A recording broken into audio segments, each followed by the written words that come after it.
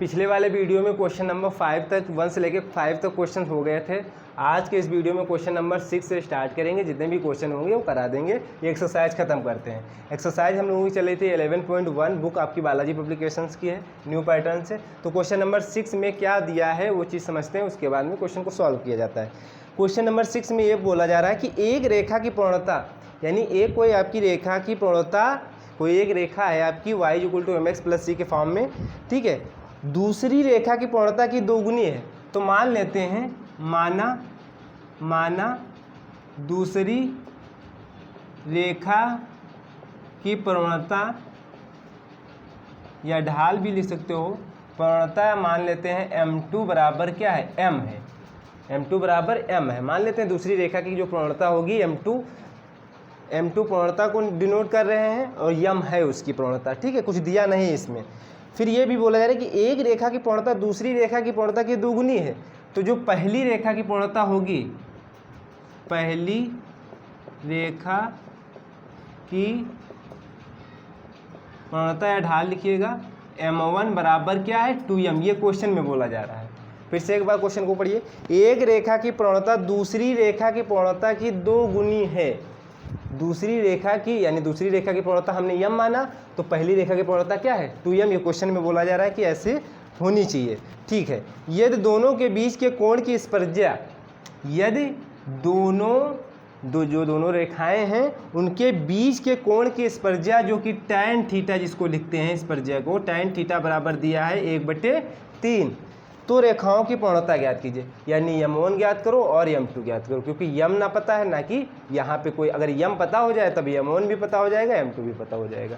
एक फार्मूला हम लोग लिखते हैं, ये होता है tan थीटा बराबर मॉड के अंदर m1 - m2 अपान 1 + m1 × m2, ये होता है मॉड के अंदर।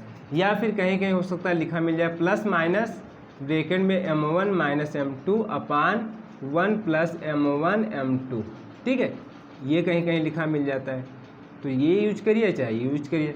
मॉड में कहने का मतलब ये हुआ प्लस माइनस लगेगा, ठीक है। ये इंपॉर्टेंट पॉइंट, बहुत मोस्ट इंपॉर्टेंट पॉइंट है, ठीक है। तो ये दिया था ना, tan थीटा बराबर 1/3 दी है। माना दूसरी रेखा की पूर्णता m2 मान लिए हैं m है, और पहली रेखा की पूर्णता m1 बराबर, जो कि क्वेश्चन में दिया गया था, इस तरीके से है। तो हम लोग यही फार्मूला लगाएंगे। तो क्या लिखेंगे, tan थीटा बराबर प्लस माइनस ब्रैकेट में लिखेंगे m1 - m2 अपान 1 + m1 m2, यही तो लिखेंगे, ठीक है। ये समझ में आ रहा। आप देखो tan थीटा की जगह पे क्या दिया था, 1/3 प्लस माइनस m1 क्या था हमारा, 2m, ठीक है। तो यहाँ पे 2m रख दिया, माइनस m2 क्या था, m ही था, अपान 1 + m1 कितना था, 2m, m2 कितना था, m। बस और कुछ ज़्यादा क्वेश्चन में ये नहीं है। प्लस माइनस ये हो जाएगा m अपान 1 + 2m², ठीक है। अब देखो यहाँ समझने वाली बात, एक बार धनात्मक लेने पर यहाँ लिख सकते हो, धनात्मक लेने पर यानी दायां पक्ष, ठीक है, ये दाहिना पक्ष एक बार धनात्मक लेने पर तो क्या हो जाएगा, देखो फिर एक बार ऋणात्मक लेंगे तो 1/3 प्लस कर लेंगे m अपान 1 + 2m², ठीक है। आप देखिए यहाँ से देख लीजिए, 1/3 बराबर m अपान 1 + 2m², क्रॉस मल्टीप्लाई करा दीजिए, यानी 3 गुणा 1 + 2m² बराबर हो जाएगा 3m। कोई प्रॉब्लम नहीं होनी चाहिए। देखो 2m², 3m को इस साइड ले, 3m ये +1 रहेगा ही, = 0।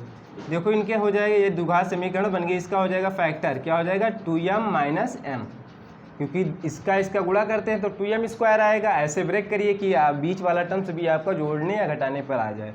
2m से m ऐड करेंगे तो 3m आ जाएगा, +1 = 0। अब देखो यहाँ दोनों में कॉमन क्या मिल रहा है, 2m ले लीजिए, m - 1 बचेगा, यहाँ -1 कॉमन मिल रहा है, क्यों, क्योंकि यहाँ पे कुछ नहीं मिल रहा तो -1 बाहर ले लेते हैं, यहाँ m प्लस का बचेगा, यहाँ पे माइनस बाहर ले चुके हैं तो ये -1 हो जाएगा, = 0। तो अब देखो ये कॉमन मिल रहे हैं, ऐसे हम लोग गुणनखंड करते हैं, 2m - 1 बचेगा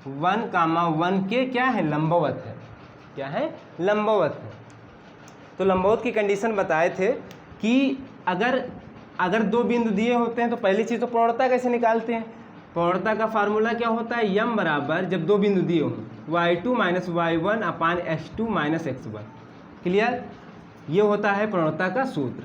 ठीक है, अब यहाँ दो रेखाएं, एक रेखा ये है, दो बिंदु दिए हुए हैं, ठीक है, और ये रेखा इससे बन जाएगी। ठीक है, इससे एक समीकरण निकल के आ जाएगा रेखा का, और एक यहाँ से सरल रेखा का समीकरण निकल के आ जाएगा। लेकिन हम लोगों को सरल रेखा का समीकरण निकालने की ज़रूरत है ही नहीं। हम लोगों को क्या सिद्ध करना है, सिद्ध करना है कि जो ये दो बिंदु दिए हैं, पहले दो जो बिंदु दिए हैं इनसे होकर जाने वाली रेखा तथा ये जो दो बिंदु दिए हैं इनसे होने जाने वाली रेखा के लंबवत है, बस ये दिखाना है। तो यानी कहने मतलब यहाँ इसे m1 निकाल लिया जाए, यहाँ से m2 निकाल लिया जाए, और ये दिखा दिया जाए m1 m2 बराबर -1 है, तब तो ठीक है बस। तो यहाँ से देखिए, इसको मान लेते हैं x1, इसको मान लेते हैं y1, इसको मान लेते हैं x2, इसको मान लेते हैं y2। तब m बराबर क्या लिखेंगे, या m1 बराबर क्या लिखेंगे, y2 माइनस y1 फार्मूले से, यानी फार्मूला पहले लिख लेते हैं, x2 माइनस x1। तो y2 की जगह पे क्या लिखेंगे 5, y1 की जगह पे लिखेंगे -5, ठीक है, x2 की जगह पे लिखेंगे -2, फिर x1 की जगह पे लिखेंगे -2, प्लस का 2 था, माइनस साइन यहाँ से आया, तो ये हो जाएगा 5 माइनस माइनस हो जाएगा +5 अपान हो जाएगा -4, जुड़ जाएंगे, और हो जाएगा आपका कितना 10 अपान -4, या कैंसिल कर दो तो 5/2 यानी -5/2 आ जाएगा। समझ में आया होगा।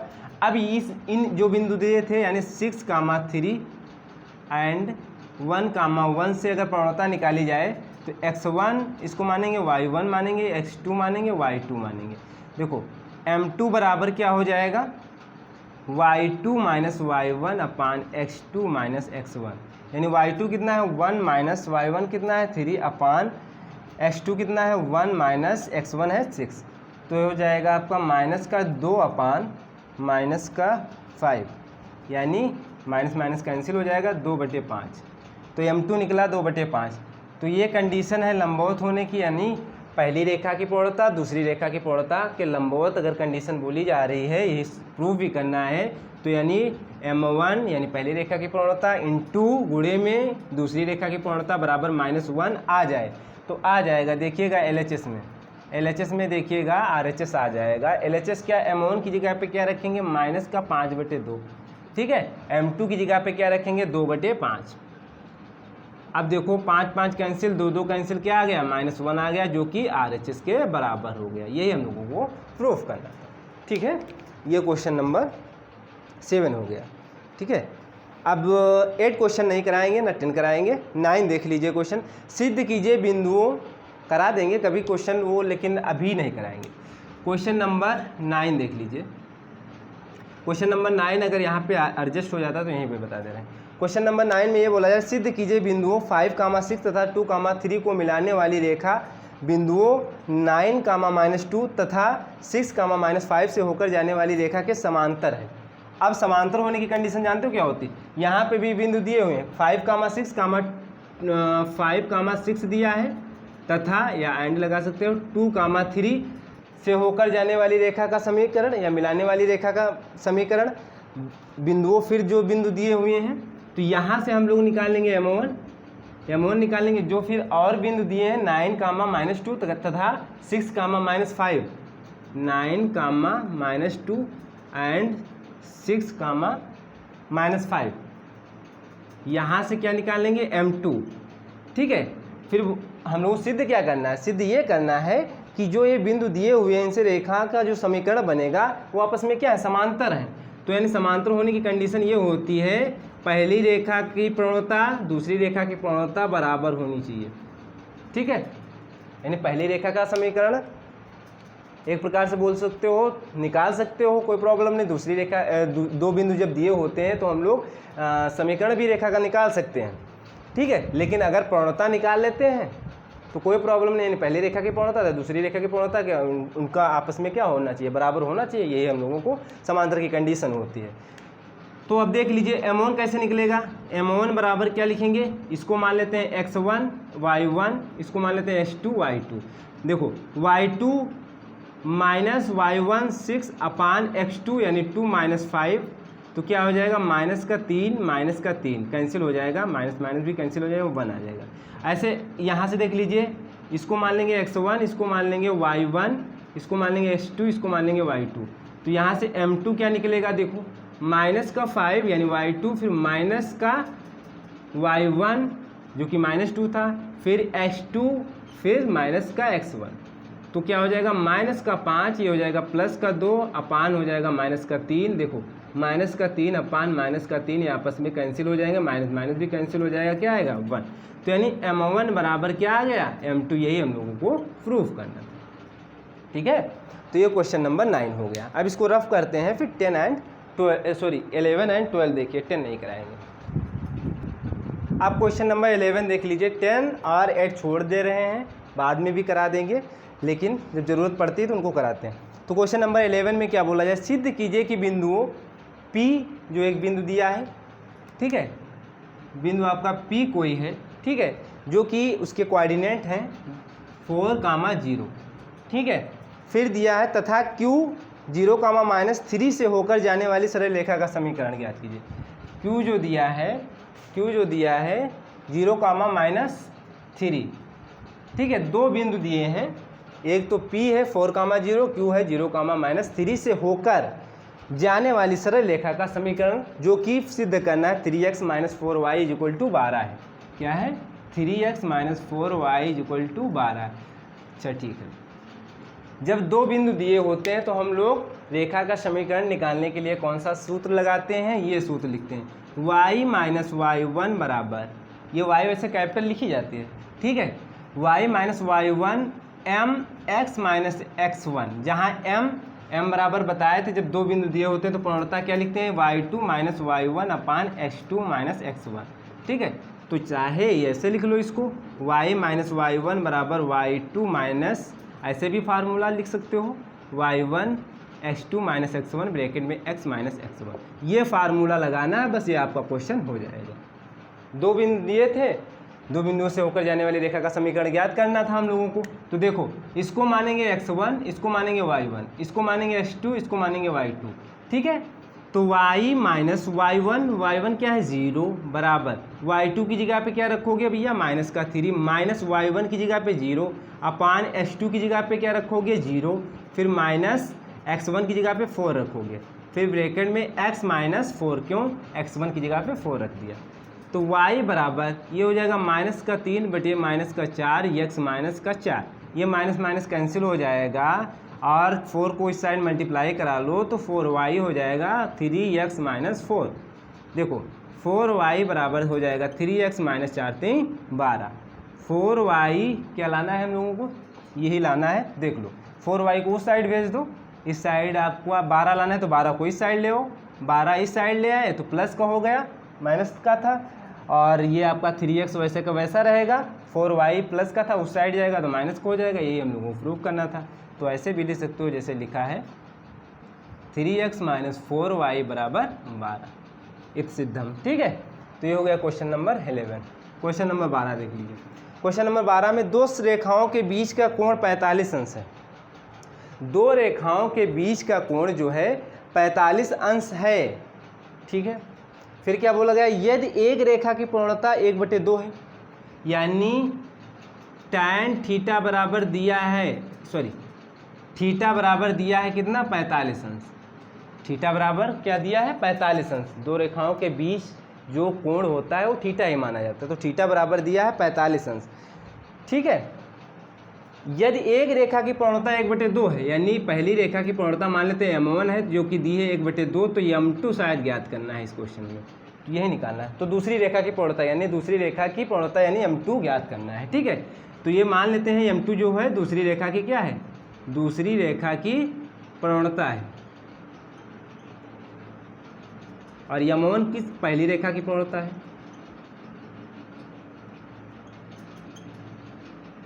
ठीक है।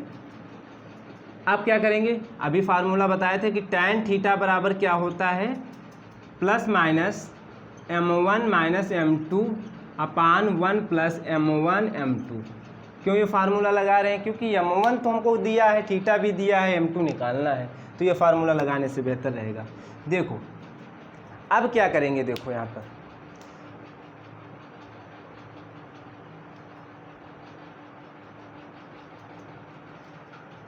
थीटा की जगह पे क्या लिखोगे? थीटा की जगह पे 45 अंश प्लस माइनस m1 हम लोगों को पता है 1/2 माइनस m2 नहीं पता है, तो m2 की जगह पे m2 ही रखेंगे, प्लस m1 की जगह पे 1/2 इंटू m2। क्लियर?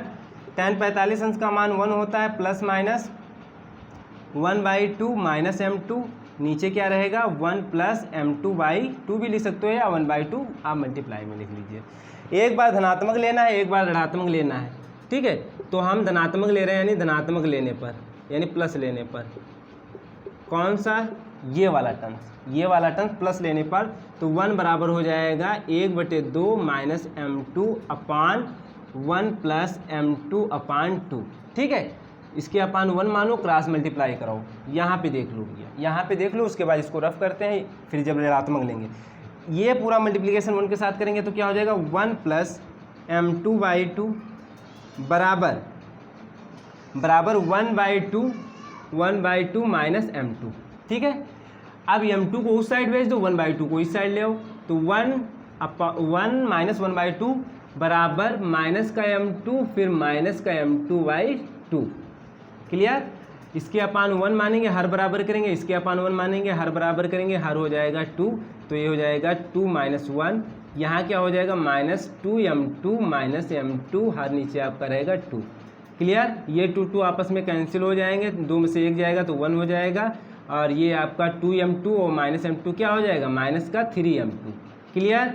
या 1/3 बराबर लिख सकते हो माइनस m2, यानी 3 गुणे में लिखा है तो यहाँ अपान में आ जाएगा, या डायरेक्ट यहाँ m2 बराबर लिख सकते हो माइनस का 1/3, माइनस उस साइड एडजस्ट कर दिया, यानी m2 का मान क्या आ गया माइनस का 1/3। क्लियर? अब देखो, अभी जब हम लिए थे क्या धनात्मक लिए थे, यम का ये जो वाला मान था, एक बार धनात्मक लिए थे, अब एक बार लेंगे ऋणात्मक, तो ऋणात्मक लेने पर इसको हमको रफ करना पड़ेगा, ठीक है। तो रफ कर देते हैं,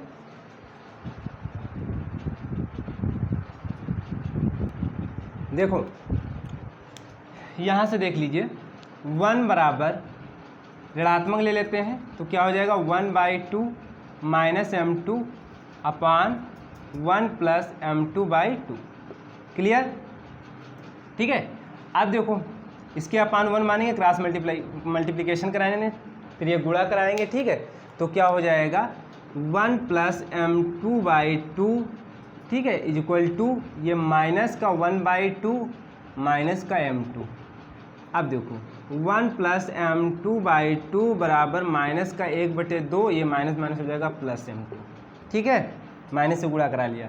अब m2 को ये वाले को उस साइड भेजो या फिर उसको इस साइड लेके आओ, तो एक तरफ अचर पद रख लेते हैं, एक तरफ जो हम लोगों का अल्फ़ाबेट लिखे हैं उसको उस साइड भेज लेते हैं। तो 1/2 इस साइड लेके आएंगे, प्लस का हो जाएगा, तो m2 ये माइनस का m2/2 हो जाएगा, हर बराबर करिए फिर, तो क्या हो जाएगा 3/2, ये हो जाएगा 2m2 माइनस m2/2, ये 2 कैंसिल, जब हर बराबर करेंगे तो 2 + 1 हो जाएगा तो 3 हो जाएगा, तो 3 बराबर हो जाएगा m2, यानी m2 का मान 3 भी आएगा और m2 का मान क्या -1/3 भी आएगा, ठीक है।